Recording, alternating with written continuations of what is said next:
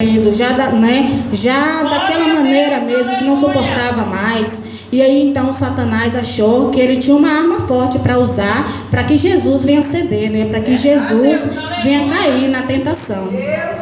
Mas Jesus estava forte. Mas sabe por que ele estava forte? Porque ele tinha uma missão muito grande ali naquele deserto. Ele foi naquele deserto porque o Deus, nosso Deus Todo-Poderoso, ele tinha uma missão com Jesus, o filho dele. Ele tinha uma missão muito grande. E o filho dele tinha essa missão de cumprir. Que era essa missão, que a missão de Jesus ali naquele deserto era para salvar a humanidade. Então Jesus tinha que passar por tudo aquilo ali naquele deserto. E aí então, quando foi no 40 dias, que a Bíblia conta, né, a Bíblia só ilustra esse 40 dias, porque foi o dia que Satanás usou de uma maneira muito ruim para tentar Jesus. E aí então, o que ele fez? Ele foi e viu que Jesus estava muito com fome naquele momento ali, com fome, com sede, né? E aí então o que ele pensou? Não, eu vou vou pegar uma pedra, e ele tem o poder de fazer aquela pedra ali transformar em pão, e ele matar aquela fome dele. E aí então ele foi e tentou Jesus, né? E pegou aquela pedra e falou: Jesus, se você for filho de Deus, que você transforme essa pedra em pão. Ele colocou aquela dúvida, né? Ele falou assim para Jesus, ele colocou dúvida em Jesus. Se você for filho de Deus, você se transforma essa pedra em pão. E Jesus ali dizendo, né, que não só de pão vive o homem, mas de toda a palavra que sai da boca do Senhor, né, que toda a palavra que sai da boca de Deus. E aí então ele achou pouco ainda, né, o que ele tinha feito. E aí então ele subiu com Jesus, né, e falou assim com Jesus, subiu com Jesus naquele pináculo e falou com Jesus: se atira daqui de baixo, se você for filho de Deus. E aí então neste momento o Senhor falou: não tentarás o Senhor teu Deus. Ele falou para não tentar. Deus tem o poder sim de aparar Jesus, mas não é que naquele momento Jesus falou que nada pode tentar o Senhor, né? Então hoje nós só porque nós temos a nossa fé, nós vamos no caso ali, tá duvidando. Ou então nós vamos lá, não, eu confio no meu Deus, eu vou fazer isso para ver se Deus vai fazer, para ver se Deus vai fazer comigo, para ver se Deus vai fazer acontecer. Não, mas Deus foi e falou, Deus usou a palavra, Jesus foi e usou a palavra da Bíblia. Ele não usou as palavras dele, não, eu sou filho de Deus. Não, ele usou a palavra da Bíblia e falou: não tentarás o Senhor teu Deus.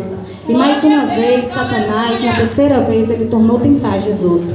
Ele foi, levou Jesus ao alto e mostrou todo o reino dele. Todo o reino dele, todo mundo, né? O mundo inteiro foi e mostrou Jesus. Eu te dou esse reino inteiro, se você prostrar e adorar a mim. Jesus foi e usou a palavra que estava na Bíblia. Aqui diz a Bíblia, né? Que o Senhor diz que não adorás nenhum Deus, adorar somente o Deus, o nosso Deus verdadeiro, o nosso Deus que está no céu, o grande Jeová, é para adorar somente a Ele. E então ali Satanás ficou furioso e ele se retirou da presença do Senhor ali naquele momento. E então chegou os anjos e serviram Jesus, e aqueles anjos fizeram, saciar a fome de Jesus, matou a fome de Jesus. Mas não só foi Jesus que passou 40 dias no deserto. Não, o Elias também, ele passou 40 dias no deserto. Elias foi saído de lá daquela terra dele, foi corrido. Por quê? Porque a princesa Jezebel queria matar Elias, queria mandar matar Elias. Mas por que a princesa Jezebel queria matar Elias? Porque Elias era um ungido do Senhor. Elias era um homem temente a Deus. Elias fazia a vontade de Deus. E você hoje que está aqui dentro dessa igreja, que serve a Deus com verdade, que serve a Deus com orgulho, que serve a Deus de todo o teu coração, Deus fala, Deus branda. Deus vai fazer a mesma coisa que ele fez com Elias. O Elias ali naquele deserto, Elias passou também 40 dias naquele deserto. E Deus usou o anjo dele. Mas vocês vão me perguntar: mas irmã, por que Elias passou ali naquele deserto, irmã? Por que você está falando que Elias estava ali naquele deserto? Por que Elias foi naquele deserto? Elias foi naquele deserto, gente, porque Elias Elias, ele comandava um povo que adorava a Deus. Ele comandava um povo que era temente a Deus. Mas aquele povo foi corrompendo. Aquele povo foi fazendo as coisas ruins que não agradavam a Deus. Aquele povo chegou, destruiu o pináculo do templo do Senhor. Foi destruindo, e então Elias foi, né? Aquele tanto de gente, né? Aqueles 4.000 pessoas começou a adorar Baal, a adorar o demônio, né? Que eles fizeram uma estátua ali, começaram a adorar. E aí então ele achava que só tinha Elias, né? Mas Elias tinha um Deus todo-poderoso ao lado dele, né? Elias tinha Deus ali ao lado dele.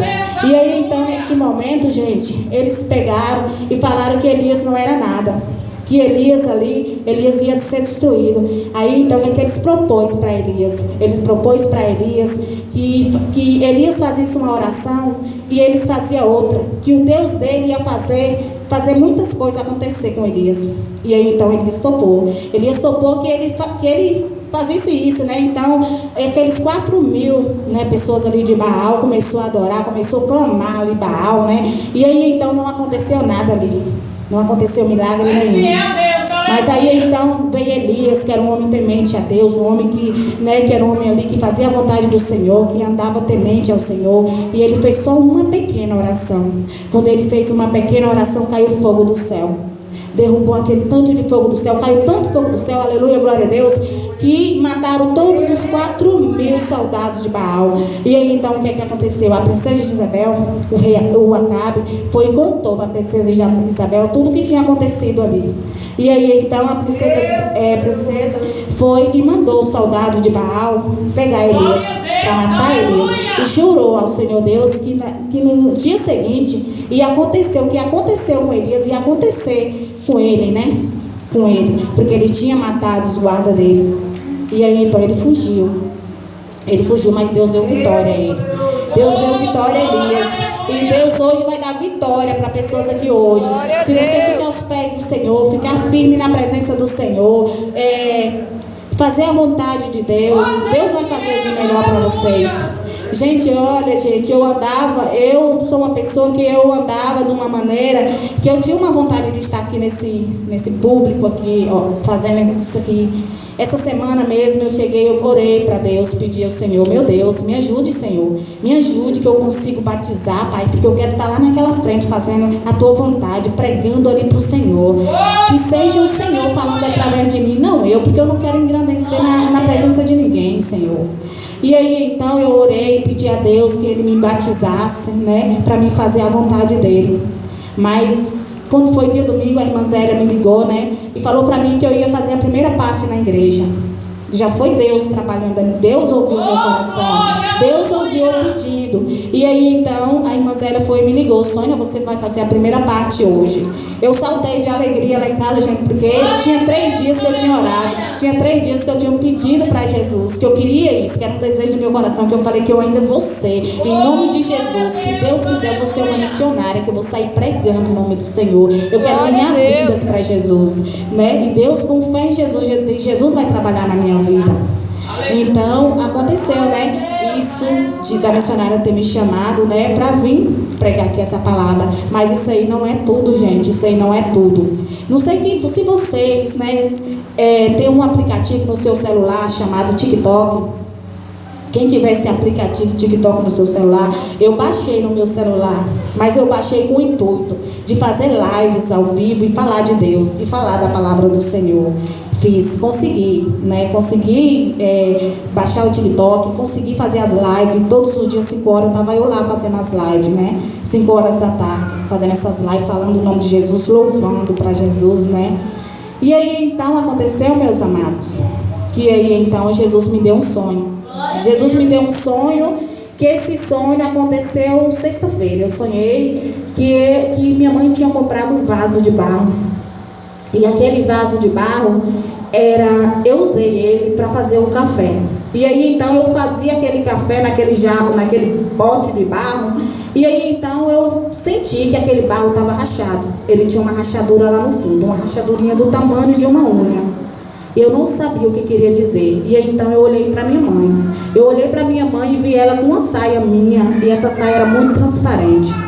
Aí eu traduzi o sonho que Deus queria que eu mudasse a minha saia, né? Que não era para mim usar uma roupa, uma saia colada, tipo a saia que eu tinha lá.